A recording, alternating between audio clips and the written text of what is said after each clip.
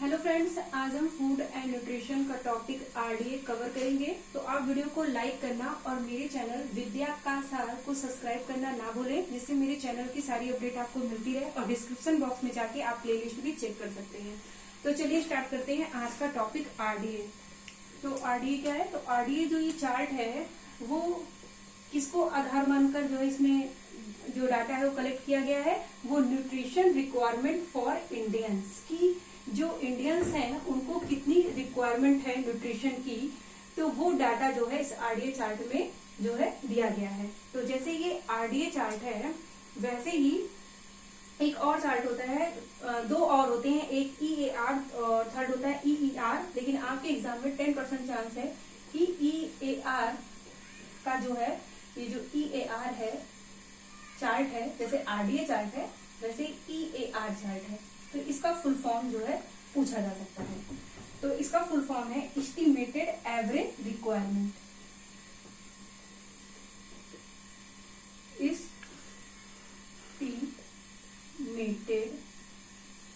Estimated average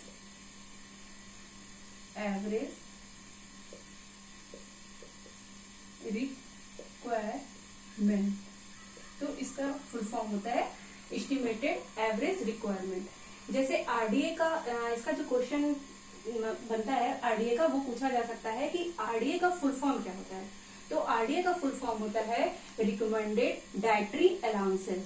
RDA का full form क्या है? रिकमेंडेड डाइटरी अलाउंसेस है, जो कि क्या है, जिसमें न्यूट्रिशन रिक्वायरमेंट फॉर इंडियंस की, इंडियंस के लिए कितनी न्यूट्रिशन की रिक्वायरमेंट है वो इस जो चार्ट है उसमें जो डाटा दिया गया है वो बताया गया है। उसी तरह से ये ईएआर चार्ट होता है, और ये ईएआर चार्ट का जो फुल फॉर्म है वो है एस्टिमेटेड एवरेज रिक्वायरमेंट। और फिर नेक्स्ट क्वेश्चन आपका ये आरडीए और ईआरए से ये बनता है कि ये जो आरडीए है और ईएआर की रिपोर्ट कौन प्रस्तुत करता है। तो आरडीए और ये ईएआर, आरडीए और ईआर की रिपोर्ट जो है वो कौन प्रस्तुत करता है, ये क्वेश्चन आपका बनता है। रिपोर्ट कौन प्रस्तुत करता है? तो इसकी जो रिपोर्ट है वो आईसीएमआर प्रस्तुत करता है, और एनआईएन जिसे कहते हैं एनआईएन जो है वो प्रस्तुत करता है।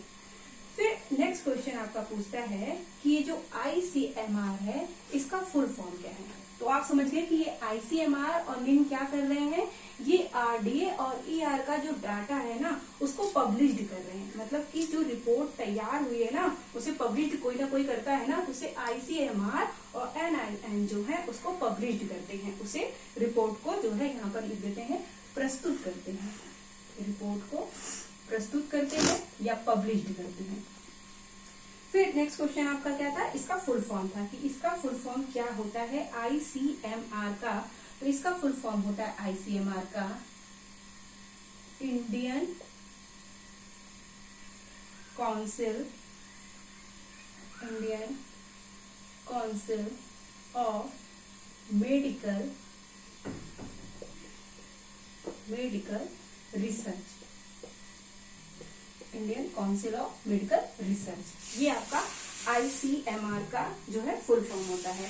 फिर नेक्स्ट क्वेश्चन आपसे पूछेगा कि ये तो आपका आईसीएमआर का फुल फॉर्म हो गया, निन का पूछ सकता है आपसे कि एनआईएन का फुल फॉर्म क्या होता है। तो एनआईएन का फुल फॉर्म होता है नेशनल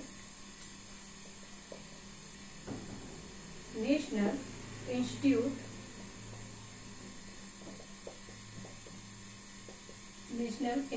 ऑफ न्यूट्रिशन।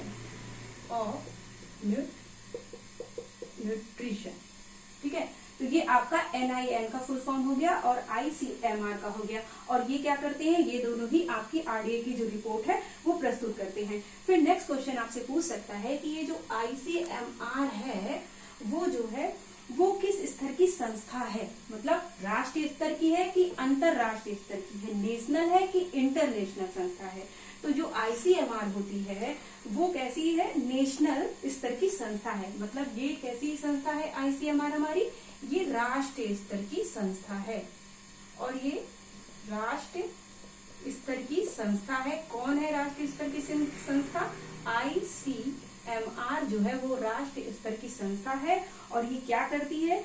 ये पोषण जो है प्रदान करने वाली संस्था है।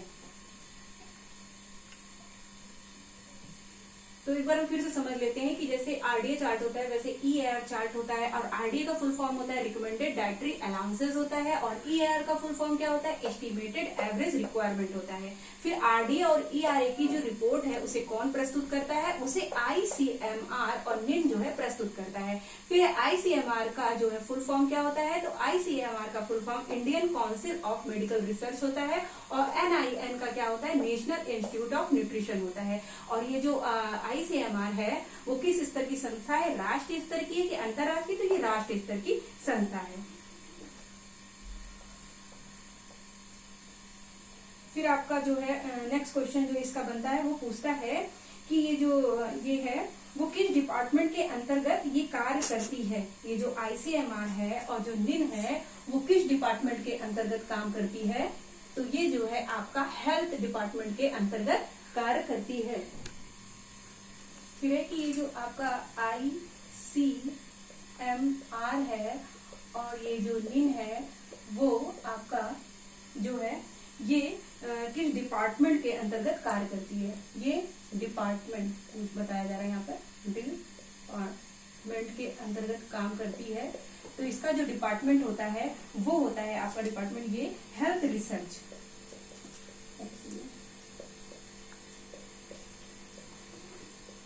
हेल्थ जो है रिसर्च, तो इसका डिपार्टमेंट क्या है? तो एग्जाम में अगर पूछा गया कि ICMR और NIN का डिपार्टमेंट क्या है, तो ये हेल्थ डिपार्टमेंट है। हेल्थ रिसर्च आप याद भी कर सकते हैं, वैसे तो इसको यही पूछेगा कि इसका डिपार्टमेंट क्या है, तो ये हेल्थ डिपार्टमेंट से रिलेटेड है ICMR और NIN। फिर नेक्स्ट क्वेश्चन इसका जो बनेगा वो पूछेगा कि ये किस मिनिस्ट्री के अधीन कार्य करती है या किस मिनिस्ट्री के अंतर्गत ये जो है अपना कार्य करती है। तो ये डिपार्टमेंट तो ये हो गया मिनिस्ट्री। मिनिस्ट्री क्या है? ICMR और NIN की जो है मिनिस्ट्री क्या है? मिनिस्ट्री मतलब मंत्रालय। किस मंत्रालय के अंतर्गत जो है ये कार्य करती है? मिनिस्ट्री या मंत्रालय। तो इसका आंसर होगा कि ये जो है आपका नेशनल इंस्टीट्यूट ऑफ न्यूट्रिशन, इसकी जो मिनिस्ट्री है वो है ये है हेल्थ एंड फैमिली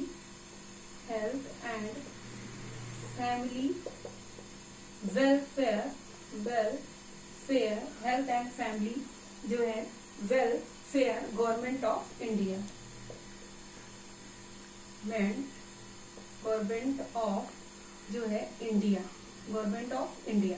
तो ये इस मंत्रालय के अधीन जो है कार्य करता है। कौन कार्य करता है? ये जो ICMR है और NIN है, ये इसकी मिनिस्ट्री क्या है या इसका मंत्रालय क्या है जिसके अधीन ये ICMR और NIN काम करता है? तो वो है health and family welfare government of India.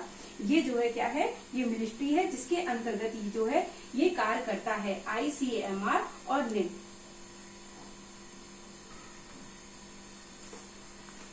फिर आपका जो नेक्स्ट क्वेश्चन पूछता है वो पूछता है कि ये जो RDA का जो डेटा है ना वो कब जो है जनरलाइज किया गया था? RDA का जो डेटा है उसे जो है कब पब्लिश किया गया था? तो उसका सन जो है आपसे पूछ सकता है आपके एग्जाम में। तो RDA का जो डेटा है वो जो है जनरलाइज किया गया था 1989 में।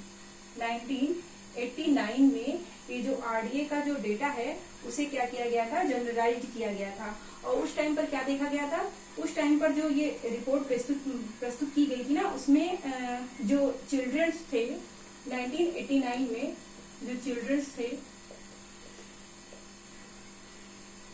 चिल्ड्रंस और जो एडोलसेंस हैं, एडोलसेंस जो थे तो उनको जो है इसमें जो है तो चिल्ड्रंस और जो एडोलसेंस थे उन्हीं के जो है बॉडी के वेट और हाइट को जो है के अकॉर्डिंग जो है इसमें बताया गया था। जो डेटा प्रस्तुत किया गया था उसमें जो मेन फोकस किया गया था वो चिल्ड्रंस और एडोलसेंस को ही जो है मेन फोकस किया गया था। और उस टाइम पर जो मैन था ना, मैन जो थे उनका जो वेट बताया गया था वो कितना बताया गया था? तो मैन का जो मैन का जो वेट बताया गया था उस टाइम पर 60 केजी बताया गया था। उस टाइम पर क्या बताया गया था? 60 केजी बताया गया था। और वुमेन का कितना बताया गया था? वुमेन का जो बताया गया था बॉडी वेट वो बताया गया था 50 केजी बताया गया था। ये उस टाइम पर, किस टाइम पर? 1989 में ये जो है डेटा बताया गया था। लेकिन जो प्रेजेंट टाइम में जो है इसमें चेंज किया गया है। प्रेजेंट टाइम में ये जो वेट बताया गया है ना 50 केजी, और उस टाइम पर बताया गया था मैन का 60 केजी। तो ये जो है डेटा अब उस टाइम पर तो 1989 से तो यही वाला डेटा था, लेकिन अब जो है प्रेजेंट टाइम में इसे चेंज कर दिया गया है और मैन का जो है इस टाइम पर कर दिया गया है 65। मैन का जो अब वेट बता दिया गया है, वेट बताया गया है, अब बताया गया है 65 केजी। और वुमेन का कितना बता दिया गया है? और वुमेन का इस टाइम पर 55 केजी। 55 केजी ये आपका वुमेन का बताया गया है, वुमेन का। तो ये जो क्वेश्चन है आपका प्रेजेंट टाइम वाला, ये आपका जो है ये टीजीटी एग्जाम 2021 में ये क्वेश्चन पूछा गया था आपसे कि जो है प्रेजेंट टाइम में जो है वेट कितना है। तो प्रेजेंट टाइम में जो मैन का वेट था वो 65 केजी था और वुमेन का क्या है 55 केजी है। और कभी कभी एग्जाम में ये पूछा जा सकता है कि आरडीए का जब 1989 में जब ये पब्लिश हुआ था उस टाइम पर क्या वेट माना गया था पुराना डेटा में, तब तो आपका 60 केजी और 50 केजी है। लेकिन प्रेजेंट टाइम का डेटा पूछा गया था तो वहां पर ये आंसर जो टीजीटी में था वो था 65 केजी मैन का, और वुमेन का जो है 55 केजी है। इसी तरीके से जो है वो भी ये पूछा जाता है संदर्भित आयु, इंडियन एडल्ट की संदर्भित आयु कितनी मानी गई है? किसकी? इंडियन एडल्ट की। इंडियन एडल्ट की संदर्भित आयु कितनी मानी गई है? संदर्भित आयु। तो पहले तो ये संदर्भित आयु जो मानी गई थी वो जो है 20 से लेके 39 ईयर्स तक थी। 20 से लेके पहले की बात हो रही है यहाँ पर 39 ईयर थी, ईयर्स जो है मानी गई थी 39 ईयर्स। ये है 39 है, ठीक है, 39 ईयर्स मानी गई थी। लेकिन प्रेजेंट टाइम में इस टाइम पर ये चेंज कर दी गई है। संदर्भित आयु जो है वो प्रेजेंट टाइम पर जो है वो चेंज कर दी गई है और प्रेजेंट टाइम पर जो संदर्भित आयु है वो अब मानी गई है 19 से 39। 19 से 39 अब संदर्भित आयु जो है मानी गई है। तो प्रेजेंट टाइम का यहाँ पर नोट कर लेते हैं, संदर्भित आयु कितनी मानी गई है? संदर्भित आयु, ये इंपॉर्टेंट है और आपके एग्जाम में पूछा जा सकता है कि संदर्भित आयु कितनी मानी गई है। प्रेजेंट टाइम में जो है 1 वर्ष कम कर दी गई है, 19 से 39 ईयर्स जो है मानी गई। और पहले कितनी थी? ये पहले जो है 39 ईयर्स थी। ये आपकी है, ये कैसे कब थी? ये पहले की है। और ये कब की है? ये आपकी अब की है संदर्भित आयु। प्रेजेंट टाइम में कितनी है? 19 से 39 ईयर्स रखी गई है। फिर जो है ये जो है एक और पूछता है कि ये किससे संबंधित है। जैसे ये पूछता है earlier expert committee, earlier expert committee ये कौन है? पूछेगा कि अर्लियर एक्सपर्ट कमेटी ये कौन है? ये कौन है? तो ये जो है ये कौन है? ये आरडीए ही है। ये आरडीए ही है, अर्लियर एक्सपर्ट कमेटी। तो ये जो अर्लियर एक्सपर्ट कमेटी थी यही जो है 1989 में जो डेटा को पब्लिश किया था या जनरेटेड किया था। कब किया था? 1989 में। तो ये चिल्ड्रंस और एडोलसेंस को ही फोकस किया था। उन्हीं की हाइट और वेट के अकॉर्डिंग बॉडी का वेट इन्होंने बताया था, जिसमें बॉडी का वेट इन्होंने 60 केजी पहले था 1989 में और 50 केजी वुमेन का था और मैन का कितना था? 60 केजी था। और प्रेजेंट टाइम में ये चेंज हो गया, 65 केजी हो गया मैन का और वुमेन का हो गया है 55 केजी। उसी तरह ये संदर्भित आयु जो थी वो जो है अब ये 19 से 39 ईयर्स हो गई और पहले जो थी वो 20 से 39 थी। इसके बाद हम बताएंगे कि जो आरडीए का जो डाटा है उसे कौन कौन सी संस्थाएं जो है मिलकर उस डेटा को जो है कलेक्ट करती हैं और उस डेटा को जो है डाटा को कलेक्ट करने के बाद वो क्या करती हैं कि उसे जो है आईसीएमआर और निन को जो है दे देती है। क्यों दे देती है? क्योंकि वो फिर आईसीएमआर और निन जो है उसको जो है अच्छे से देख कर फिर उसे पब्लिश करता है। तो पहले ये सारी संस्थाएं हैं जो कि क्या करती हैं, जो आरडीए का जो डाटा होता है उस पर रिसर्च करती हैं। कौन कौन सी करती हैं? एनएनएमबी, पहली कौन है? एनएनएमबी। ये सब क्या करने जा रही है? ये सब क्या करती हैं? आरडीए का जो डाटा होता है उस पर रिसर्च करती हैं और ये जो है सब जो है जितने भी न्यूट्रिशन रिक्वायरमेंट फॉर इंडियंस के लिए कितने न्यूट्रिशन की रिक्वायरमेंट होती है, तो ये सभी अपने स्तर पर जो है डाटा को कलेक्ट करती हैं। तो ये जो है क्या कब इन्होंने अपनी आरडीए को जो रिपोर्ट प्रस्तुत की थी, ये दी थी इन्होंने 2015 और 16 में एनएनबी ने। तो ये इनका क्या काम होता है? इनका काम होता है डाटा को, ये जो है जो भी रिसर्च करती हैं वो जाके क्या कर देती हैं, ये आईसीएमआर और इनको देती हैं। तो इनका फुल फॉर्म होता है national nutrition monitoring bureau.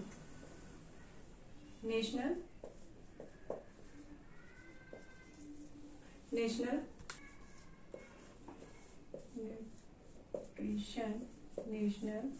Nutrition हो गया, फिर मॉनिटरिंग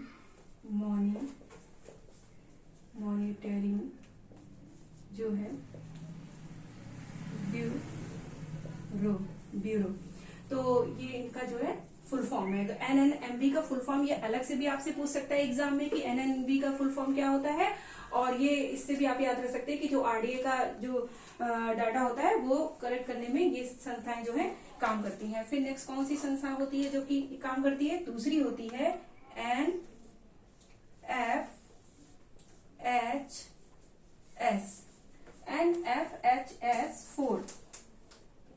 4। ये कब है? 2015 और 16 में इसने अपना डाटा जो है दिया था, 2015-16 में। इसका फुल फॉर्म क्या होता है? इसका फुल फॉर्म होता है नेशनल फैमिली हेल्थ सर्वे। इसका फुल फॉर्म क्या होता है? नेशनल फैमिली हेल्थ जो है सर्वे, ये इसका जो है फुल फॉर्म होता है। और फिर और कौन सी संस्था इसमें होती है? और इसमें आपकी होती है, फिर इसमें होती है WHO, जिन्होंने जो है कब अपना प्रस्तुत किया था? इन्होंने दिया था 2006 और 7 में इन्होंने दिया था। इसका फुल फॉर्म होता है वर्ल्ड हेल्थ ऑर्गेनाइजेशन। इसका क्या होता है? वर्ल्ड हेल्थ ऑर्गेनाइजेशन, इसका फुल फॉर्म ये होता है। तो पहली संस्था ये हो गई है, दूसरी आपकी एनएफएचएस हो गई है जिसका फुल फॉर्म है national family health survey, third है WHO। फिर इसके बाद ये तीनों संस्थाएं हैं। उसके बाद आईएपी भी है, जो आईएपी का फुल फॉर्म होता है इंडियन एकेडमी ऑफ पेडिएट्रिक्स। तो ये भी आपकी जो संस्थाएं हैं वो क्या करती हैं? डेटा को जो है कलेक्ट करके पब्लिश करने के लिए आईसीएमआर को देती हैं और आईसीएमआर इसे चेक करके फिर उसे पब्लिश करता है। क्योंकि कोई भी रिपोर्ट आएगी तो पहले उसे इन लोग रिसर्च तो करते हैं, लेकिन उसके बाद जो है पब्लिश करने से पहले उन्हें आईसीएमआर और उनको देना होता है, फिर वो उसको अच्छे से रिसर्च करके फिर वो उसे पब्लिश करते हैं। तो एक बची हुई थी जिसका नाम था आईएपी। क्या नाम था? आईएपी। जैसे अभी WHO बताया था ना, वैसे आईएपी है, ये 2015 में इसने अपना करके दिया था। इसका फुल फॉर्म अलग से भी पूछा जा सकता है एग्जाम में, जैसे अभी हमने बताया WHO तो वर्ल्ड हेल्थ ऑर्गेनाइजेशन, तो वर्ल्ड हेल्थ ऑर्गेनाइजेशन की तरह ही आईएपी का फुल फॉर्म पूछ सकता है। तो इसका फुल फॉर्म होता है इंडियन एकेडमी ऑफ पेडियाट्रिक्स।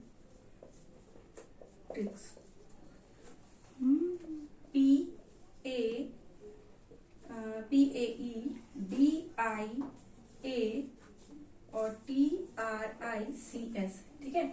ये आपकी पेडियाट्रिक्स जो है होती है, ये आपका क्या कर रही है काम? डेटा को कलेक्ट कर रही है। किसको दे रही है? ये आईसीएमआर को और निन को देती है अपनी रिपोर्ट, और फिर क्या करता है? ये आईसीएमआर और निन इसे चेक करके फिर इसे पब्लिश करता है। फिर है कि आरडीए में जो है एडल्ट पुरुष की हाइट जो आइडियल हाइट है वो कितनी बताई गई है। आरडीए में ये आपसे क्वेश्चन पूछ सकता है कि जो आरडीए चार्ट है या आरडीए जो डाटा है उसमें जो है आइडियल हाइट एडल्ट पुरुष की या वयस्क पुरुष की कितनी बताई गई है। किसकी? वयस्क पुरुष की आइडियल हाइट, वयस्क पुरुष की आइडियल हाइट, या हम कह सकते हैं एडल्ट की, एडल्ट की हाइट कितनी बताई गई है। तो पहले ये इंपॉर्टेंट क्वेश्चन है आपका। पहले क्या थी कि पहले इसकी जो हाइट बताई गई थी एडल्ट पुरुष की आरडीए में वो थी 167.64 थी। ये कब थी? ये पहले की है, ये पहले की है 167.64। ये जो है पहले की हाइट, आइडियल हाइट बताई गई थी। ये कौन सी हाइट है? ये आइडियल हाइट है। किसकी? वयस्क पुरुष या एडल्ट की। ये आइडियल हाइट है, ये आइडियल हाइट है। किसकी बताई जा रही है? वयस्क पुरुष और एडल्ट की है। और जबकि ये पहले का है और ये जो अब है ये है 172.72 सेंटीमीटर। ये जो है प्रेजेंट टाइम की है, ये जो है मानी जा रही है प्रेजेंट टाइम में। तो अगर अब का डाटा के अकॉर्डिंग आंसर है तो आपका होगा 172.72 सेंटीमीटर। और अगर पहले की बात करी जाए तो 167.64 था। इसी तरह ये बात थी पुरुष की बात थी। अब इसी तरह महिला की बात हम करेंगे। आइडियल जो है हाइट जो है वुमेन की, इनकी हाइट वो भी कैसी? आइडियल हाइट की बात करी जा रही है। आइडियल हाइट इनकी कितनी है? तो इनकी जो है पहले कितनी मानी जा रही थी? 152.4 सेंटीमीटर पहले की। और जबकि प्रेजेंट टाइम में यहाँ पे लिख लिए पहले की है ये, और अब की जो है वो है 160.2 सेंटीमीटर। ये जो है प्रेजेंट टाइम की है और ये पहले की है। फिर जो है इसके बाद जो है इसके आरडीए का जो चार्ट है पूरा, उसमें कितना जो है बीएमआर होना चाहिए, कितना जो है कैलोरी की आवश्यकता होती है कितनी। तो ये जो डाटा है वो जो है हम नेक्स्ट वीडियो में आपको पढ़ाएंगे अच्छे से। तो आप मेरे वीडियो को लाइक करना और चैनल को सब्सक्राइब करना ना भूलिएगा विदा का साथ। और जो है आप कमेंट्स बॉक्स में जाके कोई भी सजेशन भी दे सकते हैं। तो वीडियो को लाइक करें और चैनल को सब्सक्राइब करें। Thank you.